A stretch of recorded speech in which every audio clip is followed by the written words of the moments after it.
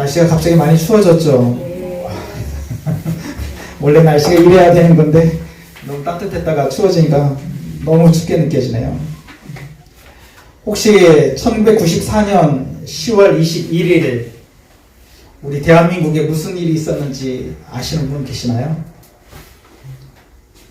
1994년 10월 21일 저도 몰라요. 찾아보니까 안 건데요. 아침 7시 38분에 32명이 사망하고 17명이 부상을 입은 그런 사고가 있었습니다. 일어난 시간이 아침 7시 38분이니까 사람들이 출근하는 등교하는 시간대였고요.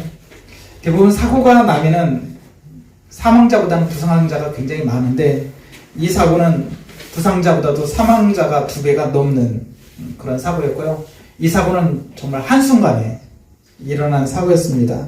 무슨 사고죠? 예, 맞아요. 와, 박수. 예, 성수대교가 무너진. 그래서 여고생들, 버스에 타고 있던 여고생들도 희생을 하겠죠. 그리고 출근하시던 그런 선생님들도 사고를 당했고요. 정말 끔찍한 사고였죠. 설마 했는데 이전에도 이후에도 사건 사고는 우리 주변에 많이 일어나고 있습니다. 근데 이 성수대교가 무너진 이후에 차량을 운전하는 운전기사들에게 좀 이상한 현상들이 있었다는 거 기억하시나요? 그게 바로 다리를 건너갈 때 기둥이 있는 곳에서는 차가 천천히 가다가 교량이 있는, 이게 이제 위에 놓여져 있는 교량이 떨어진 거잖아요, 성수대교가. 교량이 있는 곳에서는 쌩 하고 지나가고, 차가 밀릴 때는 거기서는 천천히 가다가 쫙 가서 멈추고 이랬어요. 실제로 그랬어요. 실제로 저도 일산에 살고 있잖아요. 일산에 살 때 시내 나갈 때는 꼭 다리 하나를 거쳐가야 돼요. 저도 모르게 무의식적으로 그러고 있더라고요. 이게 보는 거예요. 라인을, 교각 있는 데를. 그래서 거기서는 좀 천천히 갈 수 여유가 있어요. 근데 교량이 있을 때는 이게 좀 빠르게 가더라고요. 무의식적으로. 혹시나 하는 마음이라는 거죠. 심지어 다리를 피해서 이렇게 돌아서 가셨다라는 분들도 있었어요, 당시에.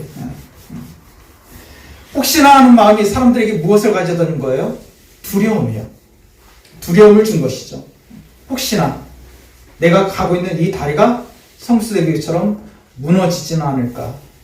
혹시나 하는 마음이 그런 행동들을 하게 했던 것이죠. 만약에 이 세상에 믿음이 사라지면 어떻게 될까요? 믿음이 사라지면.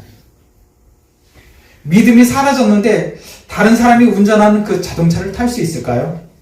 그 운전자를 믿지 못하는데. 다른 사람이 만들어 놓은 음식인데 그것을 먹을 수 있을까? 믿지 못한다면? 아마 못 먹겠죠. 믿음이 있기에 우리는 어쩌면 살아갈 수 있는지도 모릅니다. 그렇다면 믿음이란 무엇일까요? 믿는다라는 것은 무엇일까요?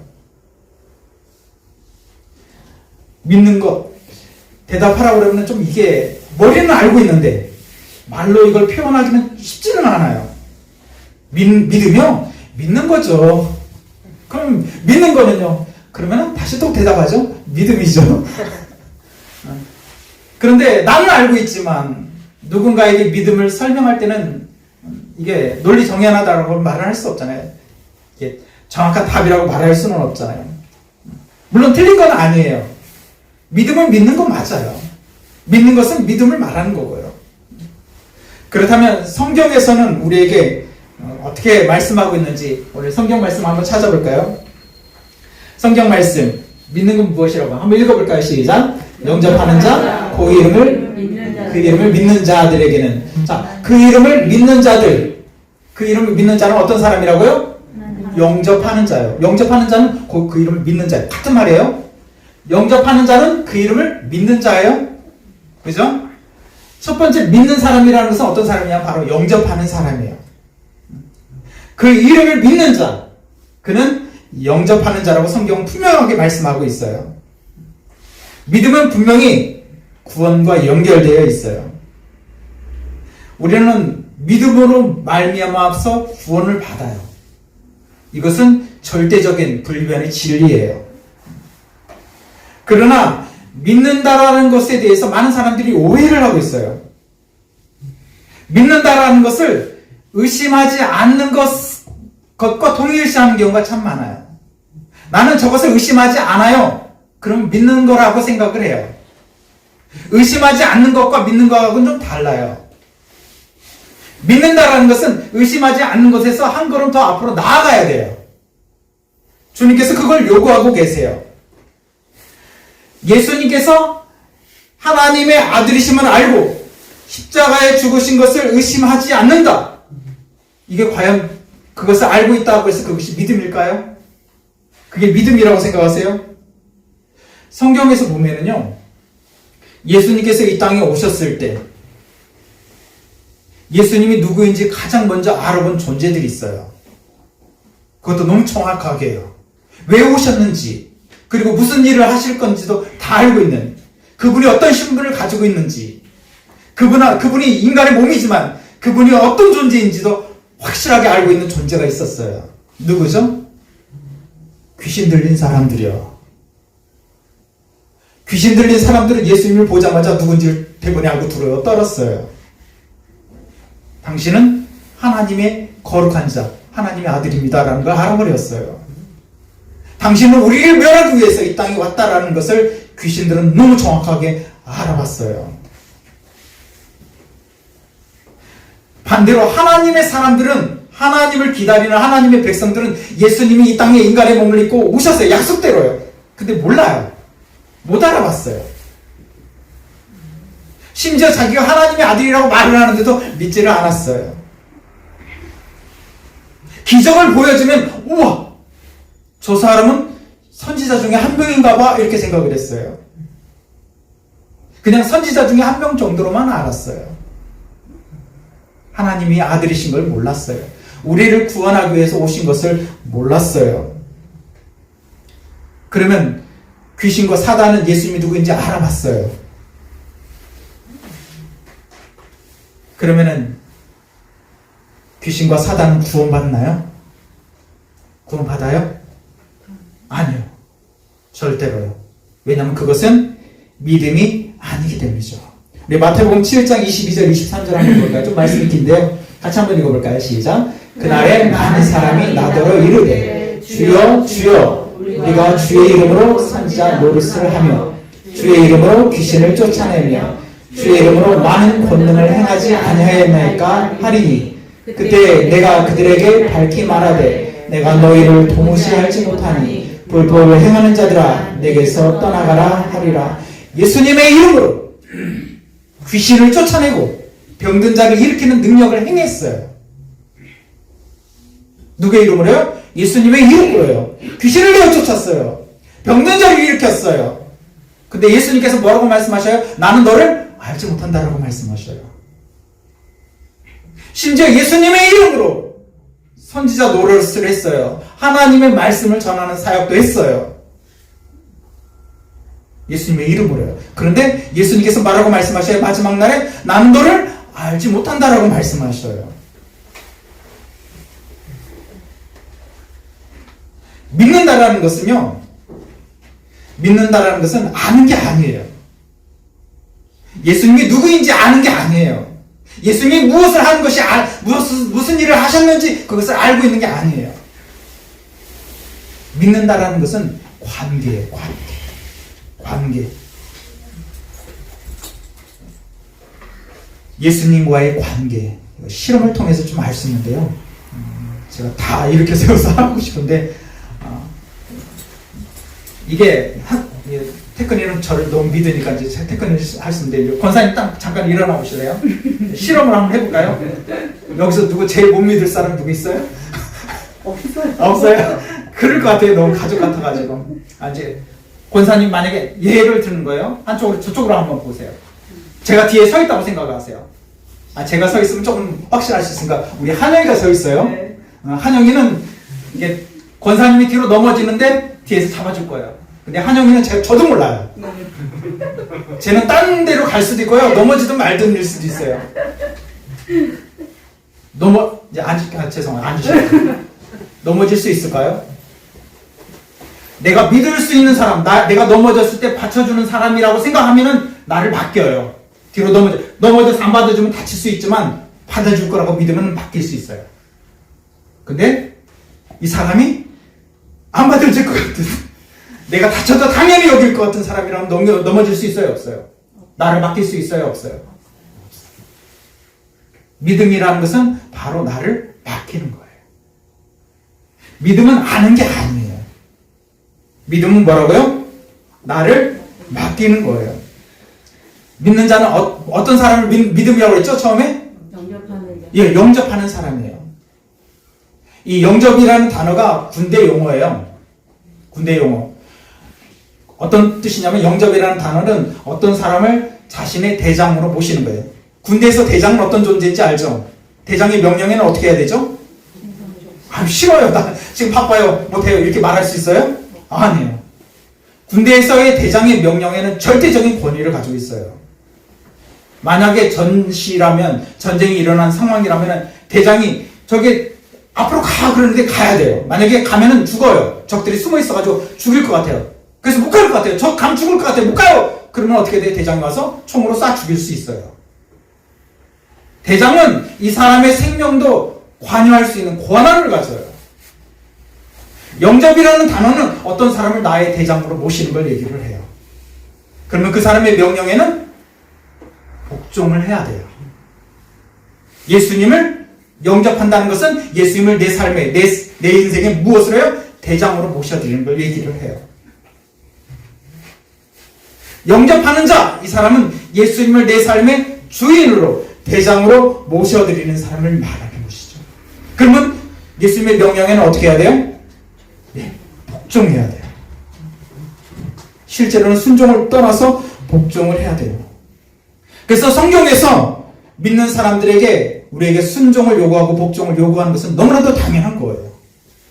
믿는다는 것은 어떤 거니까요? 영접하는 거니까 예수님을 대장으로, 주인으로, 나의 하나님으로 내 삶에 모셔드리는 거니까요.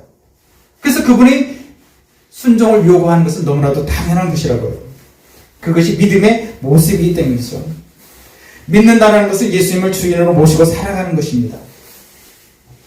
그러나 예수님께서 이 세상에 오셨지만 이스라엘 백성은 예수님을 영접하지 않았어요. 예수님을 알아보지 못했어요. 예수님을 믿을 수가 없었어요.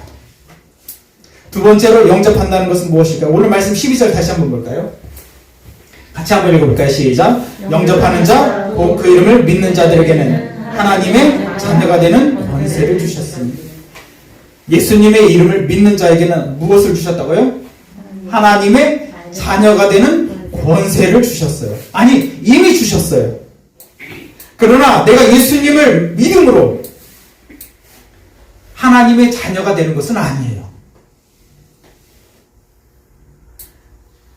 내가 예수님을 믿음으로 하나님의 자녀가 되는 것이 아니라 하나님께서 나를 부르셔서 하나님을 믿게 하셨기 때문에, 그래서 하나님의 자녀라는 권세를 얻은 거예요.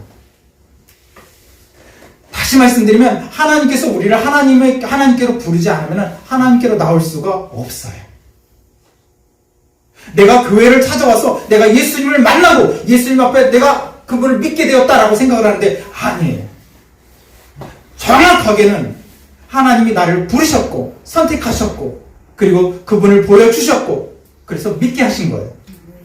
그리고 자녀 삼아 주신 거예요.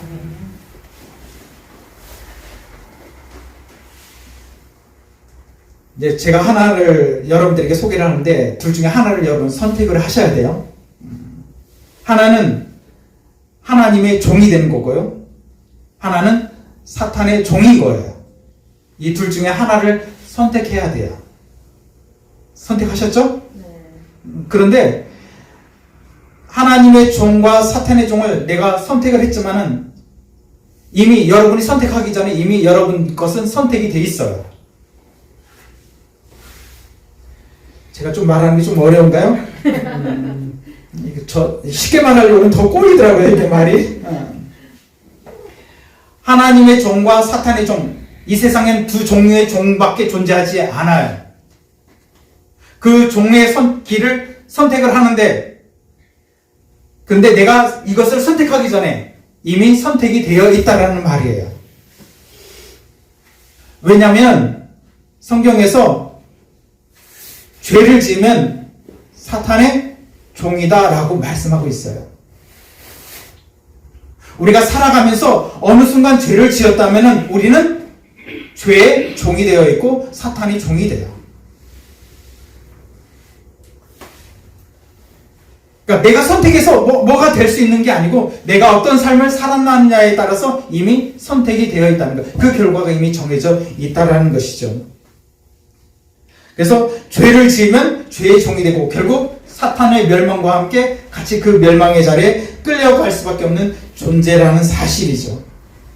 그러나 그런 죄의 종이었던 우리를 하나님께서 선택하셔서 하나님의 자녀 삼아 주셨다는 것이죠. 그냥 사탄의 종이었던 것을 하나님의 종만 되어도 엄청난 거라는 거예요. 사탄의 종이었던 나를 하나님의 종의 자리로 옮겨놓은 것 자체만 해도 엄청난 건데 하나님께서는 그곳에 멈추지 않으시고요. 하나님의 종인 나를 하나님의 자녀 삼아 주셨다는 거예요.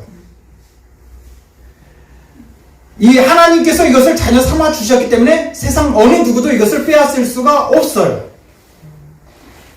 하나님의 사랑으로부터 우리를 끊을 수 있는 것이 세상 그 무엇도 존재하지 않아요. 왜냐하면 이미 우리는 하나님의 자녀가 되는 권세를 가졌기 때문에요. 근데 너무 이상한 것은 예수를 믿는 많은 사람들이 신앙생활을 가면서 구원에 관해서 흔들려요. 내가 정말 천국 갈 수 있을까? 왜냐하면 내 삶을 누구보다도 내 자신이 잘 알거든요. 처음 예수님을 만났을 때는 엄청 뜨거웠거든요. 자신이 전부였거든요. 근데 신앙생활 해나가면서 보니까 이게 습관처럼 신앙생활하고 있어요. 정말 우리는 굉장히 똑똑해요. 그래가지고 하나님의 말씀을 알면서도 세상과 쉽게 타협을 해요. 그리고 자기를 합리화를 시켜요. 저도 똑같아요. 합리화를 시켜요. 이거 어쩔 수 없었어요. 하나님 아시잖아요. 그냥 하나님 아시죠? 용서 있어요. 이러면 끝이라고 생각을 해요. 그런 우리의 모습이 정말 주님을 닮아가기는커녕 주님과 너무 먼 근데 옛사람의 모습에 매여있는 그 모습을 우리는 너무 쉽게 우리 안에서 너무 발견하는 거예요. 그래서 나는 정말 구원받았을까? 예수님이 이 순간에 오시면 나는 정말 하나님의 나라에 갈 수 있을까? 이거에 대한 불안감이 늘 가지고 있어요. 구원의 확신이 흔들린다는 것이죠. 그 이유가 무엇일까요? 우리 예수 믿는 사람들이 구원받는 것을 물에 빠져서 막 죽어가는데 그 사람을 건져준 거라고 생각을 해요. 물에 빠져서 죽을 수밖에 없어요. 떠내려 죽어요. 그래서 그 물살에서 나를 건져주셨어요. 그걸 구원이라고 생각을 해요. 그래서 야, 너 살려줬으니까 보따리에서 11조 내?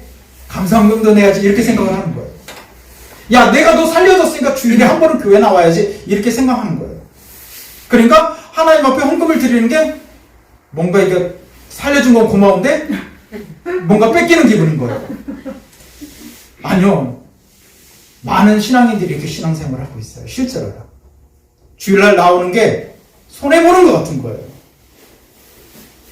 살려준 건 고마워요. 천국을 주신 건 고마운데 이게 내 보따리에서 뭔가를 이렇게 내주는 것은 조금 아까운 거예요. 손해보는 것 같은 거예요. 그런데요, 우리의 구원은 그냥 물에 빠져서 죽어가는 것을 건져주는 게 아니에요. 성경 말씀 에베소서 2장 1절 한번 볼까요?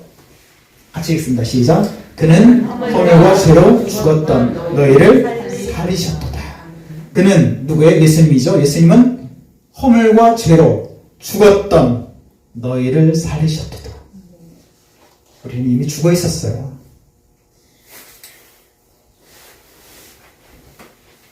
제가 시골에 살았었는데 이제 겨울철에 사촌형과 이제 겨울이면 이제 참새를 잡는 게 일이잖아요. 시골에서 할 일이 없으니까 참새를 잡으라고 사촌형하고 막 이렇게 뛰어다니다가 빈집터에서 형이 사촌형이 으악했어요. 저 친형은 아니고 사촌형이 으악했어요. 가보니까 그 빈터에 집이었던 자리인데 빈터인데 이제 눈이 와가지고 덮여져 있는데 그것을 잘못 집어가지고 변기통 있잖아요. 옛날에 그 판자로 덮여져 있는데 눈으로 덮여져서 안 보였던 거예요. 다리 하나를 빠졌어요. 다리 하나가. 근처도 안 갔죠? 멀리서도 느낄 수 있었어요, 그 냄새를. 근데 그게 얼마나 독한지 피부에 빨갛게 바로 올라오더라고요. 얼마나 독한지. 죄는요, 허물과 죄는요, 이 화장실의 오물보다도 더 독해요. 더 악취가 있어요. 하나님이 보실 때 죄는요, 그보다 더 더러운 거예요. 근데 우리는 그 죄에 빠져서 그 죄에 아예 푹 빠져버린 거예요. 그리고 그곳에서 그 오물로 인해서 죽은 거예요. 그냥 살려달라고 목을 내밀고 있는 게 아니라 그것을 잔뜩 먹고 죽어서, 그리고 온몸이 그 안에서 썩어서 부패되어 있는 상태인 거예요. 죄로 죽었다는 것은 그런 모습인 거예요. 그냥 흘러가는 물에 빠진 게 아니라 정말 더러워서 근처도 갈 수 없는 그 냄새나는 그 오물 속에 빠져서 그곳에서 죽어서 이미 몸이 온몸이 다 썩어있는 상태인 거예요. 그러니까 뭐가 없어요? 소망이 없어요. 살아날 소망이 없는 게, 가치가 없는 거예요. 죄와 허물로 죽었던 우리의 모습이 그런 모습이었어요. 그런데 예수님께서 그 속에 들어오셔서, 그 오물 속에 들어오셔서, 죄라는 것은 견딜 수 없는 분이에요. 하나님은요, 거룩하시기 때문에. 이 거룩이라는 것은 죄에 대해서는 견딜 수 없는 분이에요. 예수님이 십자가에 못 박히시는 그 순간 하나님께서는 견딜 수 없어서 예수님을 버리시잖아요. 하나님은 그런 분이잖아요. 근데 예수님께서 인간의 몸을 입고 오신 그분이 오물 속에 썩어있는 우리를 건지시기 위해서 그 속에 들어오시는 거예요. 그리고 건져주시는 거예요. 건져주시는 거 끝나는 게 아니라 그리고 살려주시는 거예요. 근데요, 살려주시기 위해서는 반드시 값을 지불해야 돼요.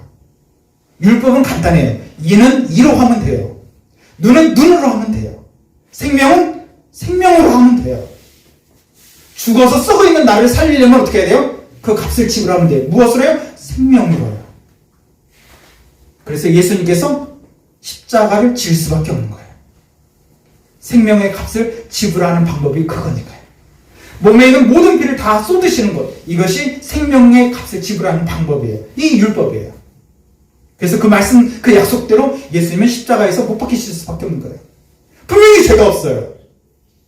다 알아요, 죄가 없는 거. 그럼에도 불구하고 예수님은 우리의 모든 죄를 짊어지시고 나를 살리기 위해서 십자가에 못 박히셔서 견디시는 거예요. 그리고 몸에 있는 모든 피를 다 쏟아 주시는 거예요. 피 흘림이 없은즉 죄사함이 없기 때문이죠.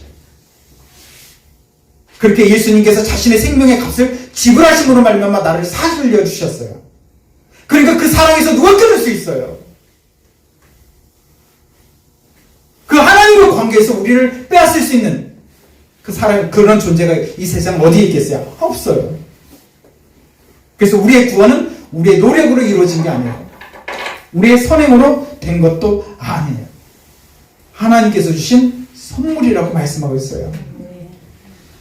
우리 권사님 생신 지났죠? 네. 한참 지났죠? 네, 선물입니다. 이거 5만원짜리인데 이따가 5만원 더 주시면 돼요. 선물이에요? 아니에요? 왜요? 저 선물이라고 드렸는데요? 왜 아니에요? 선물은 무엇을 바라지 않아요? 대가를 바라지 않아요. 선물은 그냥 값없이 주는 거예요. 구원은 예수님께서 우리를 살려주셔서 하나님의 자녀 삼아주신 이 구원은 값없이 주신 거예요. 근데 왜 우리는 교회를 다녀야 하고 헌금을 드려야 하고 왜 신앙생활을 해야 할까요? 왜 그러죠? 왜 그래요? 우리는 죄와 허물로 죽었던 상태에서 구원한 것으로 끝나지 않기 때문에, 거기서 끝이 아니기 때문에요. 에베소서 우리 1장 5절 말씀 한번 다시 한번 볼까요? 1장 5절 말씀 같이 읽습니다. 시작. 그 기쁘신 뜻대로 우리를 예정하사 예수 그리스도로 말미암아 자기의 아들들이 되게 하셨으니 무엇이 되게 하셨다고요? 아들들. 아들이요. 보육원이 있어요. 부모가 없는 아이들이 모여있는 곳이잖아요. 상처받은 아이들이 모여있는 그곳에 어느 날 고급 승용차를 타고 한 부부가 와서 그 많은 아이들 중에 한 아이를 차에 태워서 데리고 가요. 뭐 하는 거죠? 예, 입양을 하는 거예요. 자기 아들로 삼는 거예요. 자기 자녀로 삼는 거예요. 만약에 이 차를 타고 온 사람이 한 나라의 왕이고 왕비였다면 그 차에 탄 아이는 뭐가 되는 거예요? 예, 한순간에 왕자가 돼요. 이제는 고아원에 살지 않아도 돼요. 왜요? 엄마 아빠가 생겼으니까요. 누구요? 왕비의 왕인 엄마 아빠가 생겼으니까요. 이제 궁궐에서 사는 거예요. 그리고 이제까지 자기를 대했던 많은 사람들이 보는 눈빛이 달라질 거예요. 대하는 말투며 행동들이 다 달라질 거예요. 한순간에 자기의 신분이, 삶이 완전히 바뀌어버린 것이죠. 하나님의 자녀가 되었다는 것은 바로 그런 거예요. 죄와 허물로 죽었던 우리를 살리셨을 뿐만 아니라 우리를 자녀 삼아 주셨어요. 물론 양자입니다. 근데 이 양자를 삼아 주셨다라는 이 말에 대해서 우리 한국 사람들이 이렇게 별로 감흥이 없어요. 왜냐하면 신데렐라가 어려서부터 누구와 누구에게?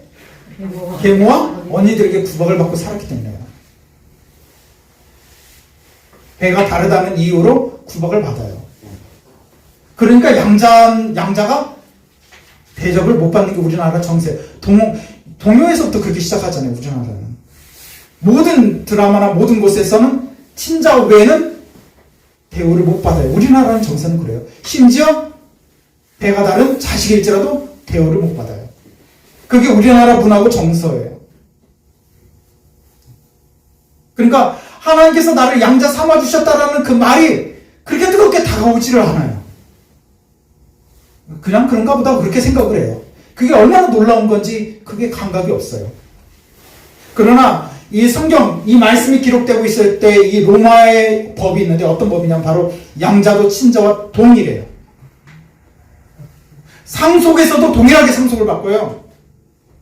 유대인들은 장자의 우선이 있잖아요. 근데 로마법은 그렇지 않아요. 동일해요. 친자이든 양자이든 동일하게 상속이 되고요. 그 권위도 동일해요. 얼마나 동일하냐면은 로마의 황제 가운데 양자임에도 불구하고 황제의 자리를 물려받은 황제가 있어요. 옥타비아누스라고요. 양자예요. 그 부모가, 황제인 그 부모가 전쟁터에서 한 아이를 입양했어요. 자기 친자도 있어요. 근데 황위를 바로 이 양자에게 물려줘요. 왜냐하면 얘가 더 낫거든요. 그래서 황위를 물려줘요. 자기의 모든 권력과 권세 다 물려줘요. 이게 로마 법이에요. 하나님께서 나를 아들 삼아주셨다라는 거니, 양자를 삼아주셨다라는 것은 놀라운 거예요. 하나님의 아들이신 예수님과 동격으로 만들어주신 거예요. 이 세상에 살아가는 그 누구가 예수님과 동격으로 하나님 앞에 쓸 수 있는 사람이 누가 있어요? 예수님이 이 땅에 와서 어떤 일을 하는지 우리 너무 잘 알잖아요. 그분의 본체가 어떤 건지 알잖아요. 근데 나는 예수님과 동격입니다라고 말할 수 있는 사람이 세상에 어디가 있어요? 그 누가 있냐고요? 그런 존재는 없다고요. 근데 하나님께서는 나를 예수님과 마지막 날을 동격으로 놓아주신다고요. 동일한 상속자로 대하여 주신다고요. 예수님에게 권세를 주신 것처럼 나에게도 권세를 주신다고요. 예수님께서 하나님의 나라를 주신 것처럼 우리에게도 하나님의 나라를 주신다고요. 똑같이요. 똑같이 대우해 주신다고요. 이게 양자예요. 이게 아들 삼아 주시는 거예요. 정말 죄와 허물로 썩어서 죽어있던 나를 살리셨을 뿐만 아니라 나를 하나님의 자녀 삼아 주셨어요. 예수님과 동격으로 놓아주셨더라고요. 이 말씀이 성경에 쭉 보면 계속 나와 있어요. 계시록에 보면 계속 나와 있어요. 동격에 우리를 동격으로 만들어 세워주셔요. 얼마나 영광스러운지 몰라요. 그 권세를 가지고 있어요, 우리가. 그런 존재라는 거예요. 그러니까 이 땅의 삶을 살아가는 동안에 당하는 고난과 고통을 견딜 수 있는 거예요. 왜? 우리에게 소망이 있으니까요. 내가 하나님의 나라에서 이런 존재잖아요. 그렇기 때문에 이 땅에서 잠시 당하는 고난 견딜 수 있는 거예요. 나그네가요, 다른 나라를 여행할 때 존중의 여김을 받지 않아요. 이방인 취급을 받아요. 지금은 돈 있으면 뭐 대우를 해주겠지만 옛날에는 그런 게 없잖아요. 이방인 취급을 받아요. 요즘도 시골 가면은 텃세를 부리는 경우가 굉장히 많아요. 애들도 똑같아요. 시골 가면은 낯선 애가 오면은 텃세를 부려요. 방학 때 누가 서울에서 놀러 왔다 그러면 텃세부터 부려요. 막 괴롭혀요. 어떻게든지 막 저기를 해요. 왜요? 자기들은 여기 주인이라는 거예요. 이런 의식이 있거든요. 예수 믿는 사람이 이 세상에 살아가는 동안에 그런 고통과 괴로움, 비난들을 받을 수밖에 없어요. 왜요? 우리는 이 땅에 속한 사람이 아니기 때문에요. 이 땅을 살아가고 있지만 하늘에 속한 사람이기 때문에 그래서 그들은 질투할 수밖에 없는 거예요. 우리를 향해서 공격할 수밖에 없는 것이죠. 그러니까 우리 신앙생활이 어때요? 어려울 수밖에 없어요. 힘겨울 수밖에 없어요. 그러나 견딜 수 있는 거예요. 왜요? 그 하나님의 사랑이 변함이 없잖아요. 그리고 우리가 받을 하나님의 나라에서 누릴 영광이 너무 크잖아요. 세상 그 무엇과도 비교할 수가 없잖아요. 그러니까 이 땅에서 삶의 좀 잠시의 고난, 그걸 기쁨으로 겪는 거예요. 그게 믿음의 사람들의 모습이잖아요. 모세도 그렇고요. 히브리서 11장에 쭉 나와 있잖아요. 아브라함도 그렇고요. 모세도 그렇고요. 많은 선지자들도 그렇고요. 잠깐의 세상의 향락을 누리는 것보다도 하나님의 백성과 고난을 받는 그 자리를 선택해서 가잖아요. 왜 핍박이 있는 그 자리에 서 있어요? 많은 그리스도인들이. 그게 잠깐의 고난이라는 것을 알기 때문에 견디는 거잖아요. 우리에게는 하나님의 소망이 있는 것을 믿으시길 바랍니다. 13절 말씀 같이 한번 볼까요? 오늘 본문 13절 말씀요. 같이 읽습니다. 시작. 이는 혈통으로나 육정으로나 사람의 뜻으로 나지 아니하고 오직 하나님께로부터 난 자들이니라. 우리가 하나님의 자녀가 된 거죠. 우리가 구원받은 거죠. 이것은 혈통으로 된 것도 아니에요. 육정으로 된 것도 아니고 사람의 뜻으로 이루어진 것도 아니에요. 오직 누구의 뜻으로요? 하나님의 뜻으로 된 것을 믿으시기를 바랍니다.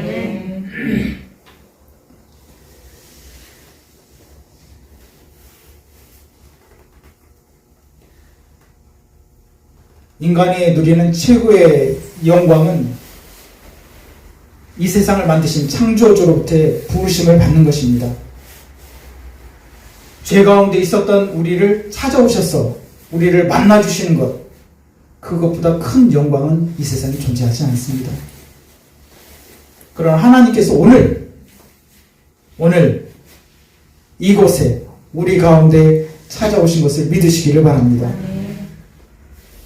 하나님께서 많은 사람들 가운데 나를 만나주시려고 오셨습니다. 나를 당신의 사녀 삼아주시려고 오셨습니다. 우리가 마음의 문을 열고 예수님을 나의 구주로 고백하면 됩니다. 죄는 하나님의 뜻을 벗어나서 살아가게 하는 것입니다. 허물은 잘못된 발걸음으로 나아가는 것입니다. 죄와 허물로 죽었던 우리이지만 이제 우리는 믿음으로 살아나야 합니다. 예수님을 나의 구주로 고백하면 됩니다. 예수님을 나의 하나님으로 고백하면 됩니다. 그리고 예수님 앞에 나의 죄를 보혈로 깨끗하게 씻어줄 것을 고백하면 됩니다. 그러면 주님께서는 우리에게 다가오셔서 주의 보혈로 나를 씻어주실 것이며 나를 그분의 자녀 삼아주실 것입니다. 주님을 믿는다는 것은 그분을 내 삶의 주인으로 대장으로 모셔드리고 영접하는 것입니다. 주님을 믿는다는 것은 그분의 자녀가 되는 것입니다. 이것은 나에게서 나는 것이 아닙니다. 하나님께부터 되어지는 것입니다. 그렇게 되면 세상이 감당할 수 없는 존재, 아니 세상을 바꾸고 변화시킬 수 있는 그런 존재가 되는 것입니다.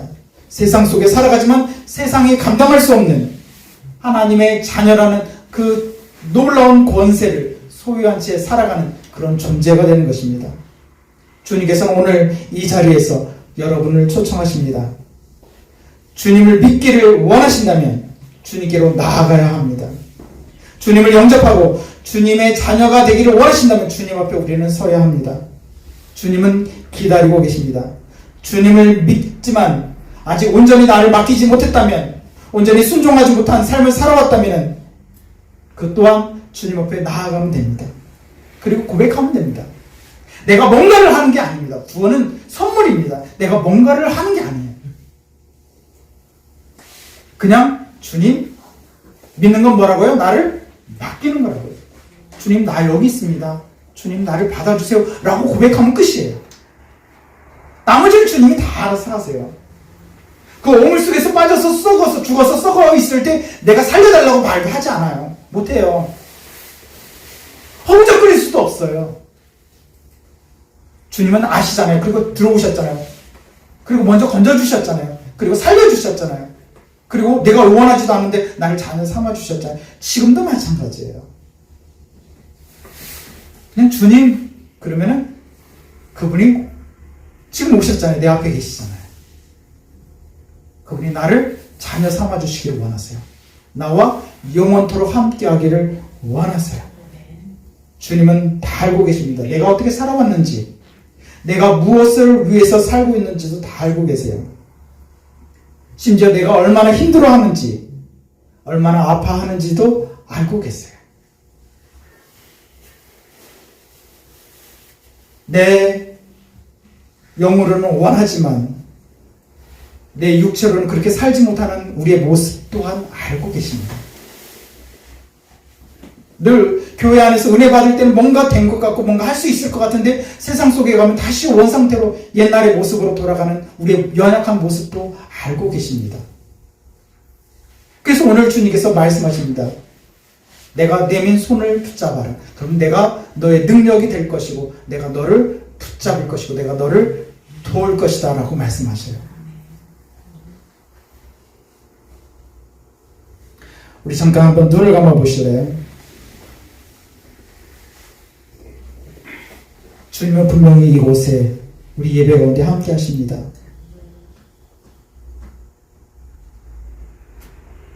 죄와 허물로 죽었던 나이지만 그분은 나를 살리시기 위해서 십자가에서 그 값을 지불하셨습니다. 내가 마음의 문을 열고 예수님을 나의 구주, 나의 대장으로 영접하기만 하면 그분은 내 안에 오셔서 나의 모든 죄를 용서하시며 나의 주인이, 나의 하나님이 되어주실 것입니다. 그리고 세상 어느 무엇으로도 끊을 수 없는 하나님의 자녀 삼아 주실 것입니다.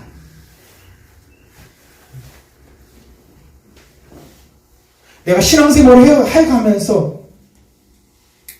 내가 신앙생활하는 것 자체가 너무 힘겹다면, 내 힘으로 신앙생활하고 있는 이 모습이 너무 힘겹다면, 늘 다람쥐 쳇바퀴도 늘 변하지 않는 내 모습이 너무 힘겹다면 이 또한 주님 앞에 내어놓으시기 바랍니다. 내가 하는 게 아닙니다. 주님이 내 안에서 하실 것입니다. 나를 좀 더 내어서 주님 앞에 맡기면 됩니다. 어쩌면 신앙생활이 힘든 이유는 내가 하려고 하기 때문입니다. 내가 살아있는 줄 알고 죄와 허물로 죽었었는데 내가 살아있는 줄 알고 내가 뭔가 하려고 하니까 힘겨운 것이고, 그래서 세상 속에서 사람들에게 상처를 받는 것이죠.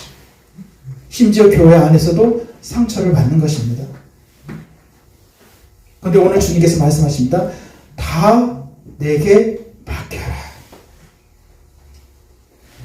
주님은 분명히 말씀하셨습니다. 수고하고 무거운 짐진 자들아 다 내게로 오라. 내가 너희를 쉬게 하리라. 예수님을 믿는다는 것은 그분 안에서 쉼입니다. 그 주님의 그 손을 붙잡으시기를 바랍니다. 저를 따라서 기도해 주시겠습니까? 주 예수님,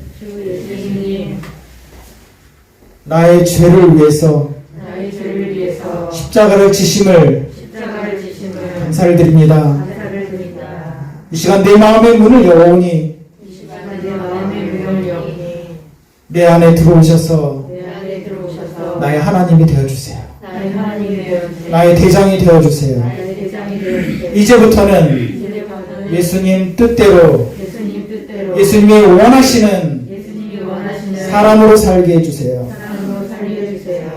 예수님의 이름으로 기도드립니다. 아멘.